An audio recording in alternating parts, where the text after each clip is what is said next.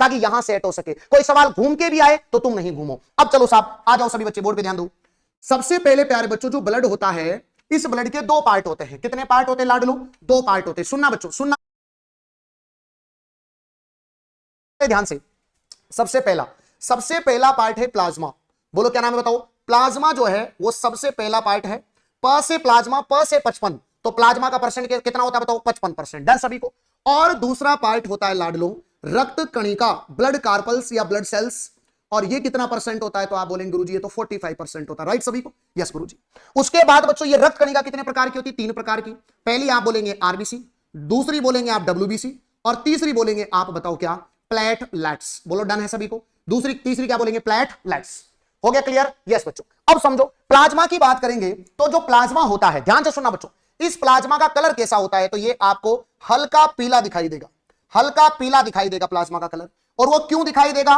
क्योंकि इसके अंदर पाया जाता है बिलरुबिन, और बिलरुबिन एक पिगमेंट होता है जिसका कलर पीला होता है। इसीलिए बताओ क्या पाया जाता है इसमें? बिलरुबिन। आपको दिखाता हूं प्लाज्मा, आपको दिखा देता हूं प्यारे बच्चों प्लाज्मा। ये देखिए, ये आपका ब्लड होता है, और इस ब्लड के अंदर जो आपका ये पीला सा आपको दिखाई दे रहा है, दैट इज प्लाज्मा।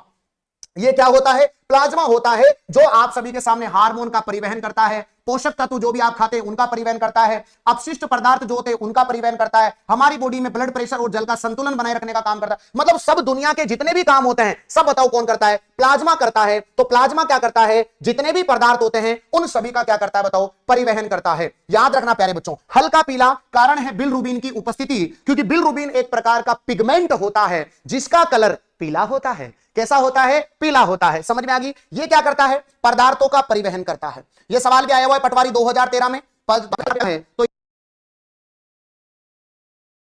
तुम्हारे लाइफ के ऐसे ऐसे राज खुल जाएंगे जो तुम्हें खुद भी नहीं पता होंगे। तुम्हारी ये जो कुंडली होती है ना, इसमें याद रखना जितने भी पदार्थ होते हैं उनका परिवहन करने का काम बताओ कौन करता है? प्लाज्मा करता है। बोलो कौन करती है? प्लाज्मा करती है। एक बात और प्लाज्मा के बारे में मेरे को याद आई, वो भी सुन लो। इस प्लाज्मा में 90 से 92% जल होता है, 7 से 8% प्रोटीन होता है, और 1% में सब होता है। लवण हो जाएगा, ग्लूकोज हो जाएगा, वसा हो जाएगी, अमीनो अम्ल हो जाएंगे, विद्युत अपघट्य हो जाएंगे, सब होते हैं बच्चों। किसमें बताओ गुरुजी? प्लाज्मा में। प्लाज्मा का कितना परसेंट? 55%। क्या होता है? ये निर्जीव तरल होता है। बोलो क्या होता है? निर्जीव तरल होता है। याद रखना। तो क्या बताओगे बच्चों? प्लाज्मा क्या होता है? तो आप बोलेंगे गुरुजी प्लाज्मा एक प्रकार का निर्जीव तरल होता है, इसमें जीवन नहीं होता, निर्जीव तरल होता है। याद रखना लाडलो। दूसरी बात, पदार्थों का परिवहन करता है। याद रखना मेरे भाइयों, इसमें 90 से 92% वाटर होता है, बाकी बचे हुए में सब कुछ होता है। बाकी जितना पार्ट बच गया उसमें सब कुछ होता है। बोलो क्या होता है? सब कुछ होता है। 7 से 8% जो होता है वो प्रोटीन, और 1% में जितना माल मेटर है वो सब हो जाता है। तो याद रखना प्यारे बच्चों, यहां पर 7 से 8% में यहां पर पाए जाते हैं प्रोटीन, और प्लाज्मा के अंदर जो प्रोटीन होते हैं वहीं से प्रश्न बनेगा। दुनिया की कोई ताकत नहीं रोक सकती, सवाल यहीं से बनता है। दोबारा से देख लो, ब्लड क्या होता है? तो ब्लड एक प्रकार का लिक्विड कनेक्टिव टिश्यू होता है, तरल संयोजी ऊतक होता है। इसका जो तरल भाग होता है उसे हम प्लाज्मा कहते हैं। प्लाज्मा का परसेंट 55 होता है। कलर इसका हल्का पीला होता है, मैंने भी आपको दिखाया था। क्यों होता है? उसमें बिलरुबिन होता है। जितने भी मिनरल्स होते हैं उनको सर्कुलेट करने का काम कौन करता है? प्लाज्मा करता है। 90 से 92% आपका इसमें पानी होता है, और 7 से 8% इसमें क्या होता है? प्रोटीन होता है। अब ये जो प्रोटीन है ना बच्चे, प्रोटीन है ना, यहां से प्रश्न बनेगा। तो आइएगा तुमको एंटर करवाते हैं एक प्रोटीन के अंदर बच्चों, जिनको कहेंगे प्लाज्मा प्रोटीन। और ये प्लाज्मा प्रोटीन प्यारे लाडलो 4 प्रकार का तुम ध्यान रखना। कितने प्रकार का लाडलो? 4 प्रकार का प्लाज्मा प्रोटीन ध्यान रखना। यहां से एक जादू से एक प्रश्न आपको जादू में देके जा रहा हूं। बिल्कुल बिल्कुल बिल्कुल नोट्स फॉर्मेट में पूरा कंटेंट डिलीवर कर रहा हूं बच्चों। अब सुनना मेरी बात। अरे मेरे भाइयों पूरा याद करा दूंगा क्लास में यार। सबसे पहला आपका है एल्बुमिन। बोलो क्या नाम है? एल्बुमिन आपको याद रखना है। सबसे पहले नंबर पे आता है एल्बुमिन। मैं बताऊंगा इनका क्या काम होता है। दूसरे का नाम आपको याद रखना है ग्लोब्यूलिन। दूसरे का नाम याद करो ग्लोब्यूलिन। तीसरे का नाम याद करो बच्चों फाइब्रिनोजन। बोलो क्या नाम है? फाइब्रिनोजन। और चौथे का नाम याद रखना प्रोथ्रोम्बिन। बोलो क्या नाम होता है? प्रोथ्रोम्बिन। बोलो रह जाएगा याद। बताओ ब्लड में कितने प्रकार के प्रोटीन? 4 प्रोटीन। कितने प्रोटीन? 4 प्रोटीन। प्लाज्मा में कितने प्रोटीन? 4 प्रोटीन। मेरे साथ बोलना।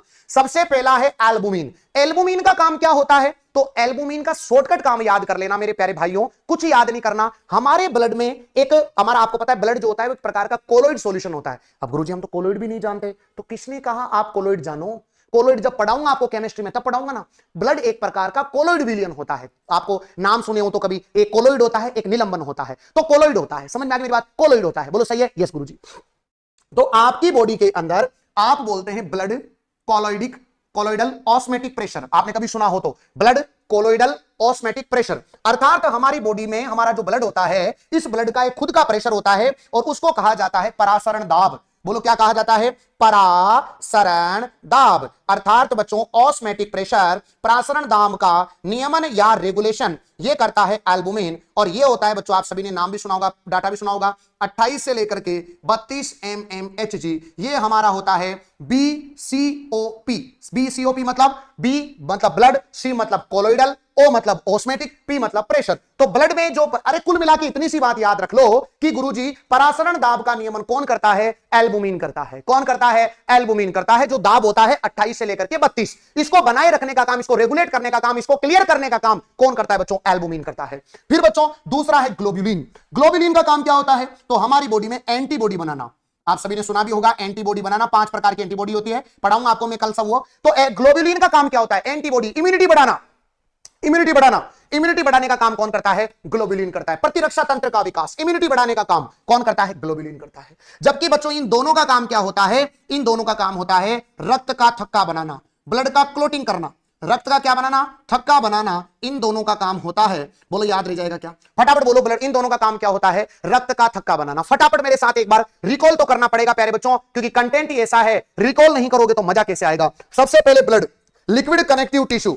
लिक्विड पार्ट क्या है? आपका प्लाज्मा। प्लाज्मा का परसेंट 55%, ठीक है, याद रखना 55% निर्जीव तरल हल्का पीला पदार्थों का परिवहन करता है। 7 से 8% प्रोटीन। पहले का नाम है एल्बुमिन। एल्बुमिन क्या करता है? ऑस्मेटिक प्रेशर को कंट्रोल करता है, परासरण दाब का नियमन करता है। दूसरा क्या है? ग्लोबुलिन। ग्लोबुलिन क्या करता है? एंटीबॉडी, प्रतिरक्षा तंत्र का विकास करता है। फाइब्रिनोजन और प्रोथ्रोम्बिन क्या करता है? रक्त का थक्का बनाता है, ब्लड का क्लोटिंग करता है। ब्लड का क्या करता है? क्लोटिंग करने का काम करता है, रक्त का थक्का बनाने का काम करता है। उसका नाम होता है फाइब्रिनोजन और आपका प्रोथ्रोम्बिन। बोलो ये बात समझ में आई क्या? यहां तक बताओ क्रिस्टल क्लियर है क्या प्यारे बच्चों? अभी खत्म नहीं हुआ है प्लाज्मा, अभी तो स्टार्ट हुआ है मामला, अभी तो बहुत कुछ सिखाना है मेरे प्यारे भाइयों आपको। अब सुनो, अब नोट लगा के लाइन लिखो, इधर देखो, स्क्रीनशॉट लेने दूंगा, पहले सुन लो।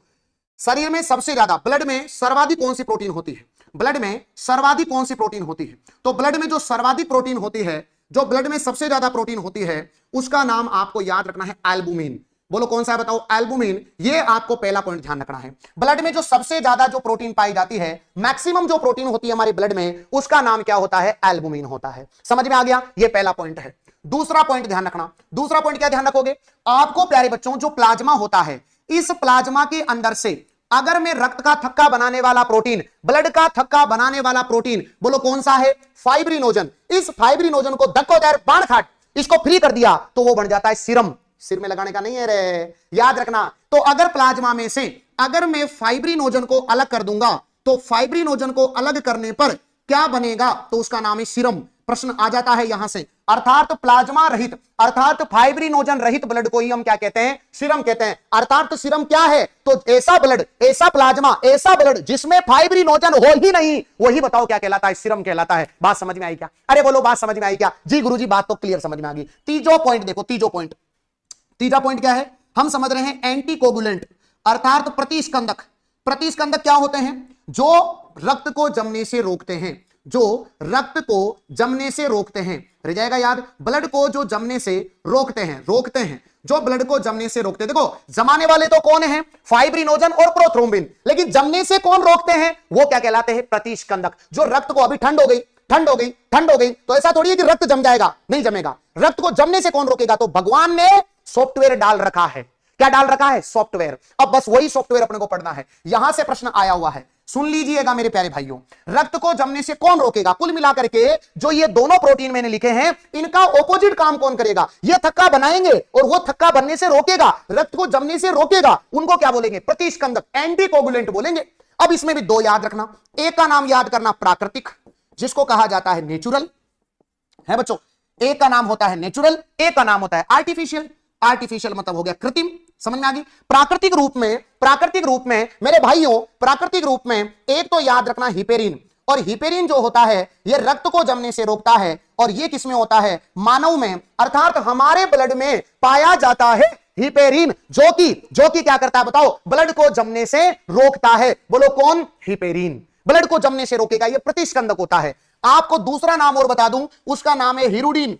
बोलो क्या नाम है? हिरुडीन। और ये हिरुडीन किस में होता है तो आपको याद रखना है, जोंक में होता है। बोलो किस में होता है? जोंक में पाया जाता है हिरुडीन, याद रखना मेरे प्यारे भाइयों। आई मेरी बात समझ में? सर आप बहुत अच्छा पढ़ाते हैं, सैल्यूट है आपको। बच्चा लोग आपका ये प्रेम है, और ये बच्चों एसी के अंदर भी ये पसीना जब चमकता है ना, तो इसी दिन के लिए प्यारे बच्चों आप सभी के लिए ये कलम उठाया थी। याद रखना कि बच्चे को साइंस का जो डर है ना मन में, उसको खत्म करके दिखाऊंगा, मेहनत करूंगा। और कंटेंट फिर कह रहा हूं मैं आपको, अभी आपको प्रीवियस ईयर के सवाल दिखाऊंगा, ऐसा कोई सवाल आपको मैंने नहीं लिखाया हो और वो पेपर में आ जाए तो दुनिया में किसी भी व्यक्ति को नहीं आएगा, ये गारंटी दे रहा हूं आपको। ठीक है, आप देख लीजिएगा, एक टॉपिक पूरा पढ़ के देखना मेरे से। ठीक है, चलो। प्राकृतिक, कृत्रिम होता है बच्चों आपके ब्लड बैंक में। कृत्रिम किसमें होता है? आपके ब्लड बैंक में होता है आपका कृत्रिम। कृत्रिम मतलब आप सभी बोल सकते हैं, आप सभी के सामने कृत्रिम मतलब ब्लड बैंक में। ब्लड बैंक में आपने देखा होगा बहुत बार, हमारे जो है ना, क्या नाम इसका, क्या नाम है तुम्हारा भाई? नरेंद्र को बोलता है, नरेंद्र बोलता है मेरे को, गुरुजी मैं तो ब्लड दूंगा, मैंने कहा दे ले ब्लड, दे ले।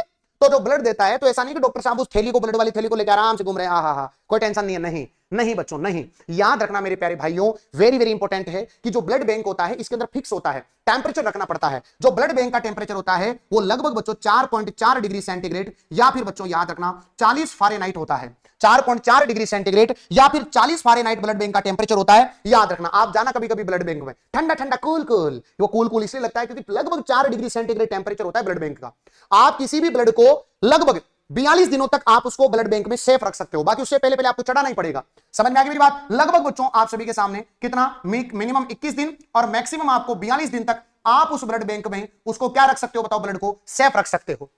अब उसके अंदर भी हमको केमिकल मिलाना पड़ेगा, नहीं तो आप कभी कभी देखना यहां पर कट जाता है, थोड़ी देर बाद ऐसे ब्लड को करना, गाढ़ा हो जाता है, वो गाढ़ा हो जाता है ना, ऐसे तो फिर थैली में गाढ़ा हो जाएगा तो चढ़ाओगे कैसे? तो उसमें केमिकल मिलाना पड़ेगा, बस केमिकल मिलाना पड़ेगा। उस केमिकल के नाम पूछे जाते हैं पेपर में कि ब्लड बैंक के अंदर रक्त को जमने से रोकने के लिए कौन से केमिकल मिलाए जाते हैं, तो उनमें 3-4 केमिकल के नाम याद रखना, आपसे पेपर में आ सकता है। देखो सबसे पहले का नाम है EDTA, एथिलीन डाइएमीन टेट्राएसीटेट, पूरा नाम याद मत करो, इतना याद कर लो। दूसरा है सोडियम सिट्रेट, बोलो क्या नाम हो जाएगा? Sodium citrate. ठीक है, सोडियम सिट्रेट। उसके बाद है सोडियम बेंजोएट, ठीक है, सोडियम डेक्सट्रेज, ऐसे बहुत सारे हैं वैसे तो होने में, तो सोडियम डेक्सट्रेज, ठीक है। आपको पेपर में ये वाला पूछा जा चुका है, समझ में आ गई मेरी बात? यस, ये ध्यान रखना, ये आप सभी के सामने सोडियम सिट्रेट, ये आपको ब्लड को जमने से रोकने का काम करता है। बोलो कौन? आपके ये सब जो कि ब्लड बैंक में मिलाए जाते हैं, याद रखना मेरे प्यारे भाइयों। समझ में आई?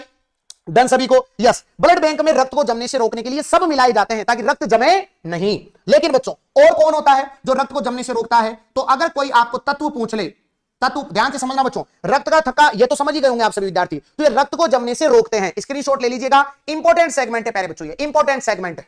समझ में आ गई मेरी बात? बहुत अच्छे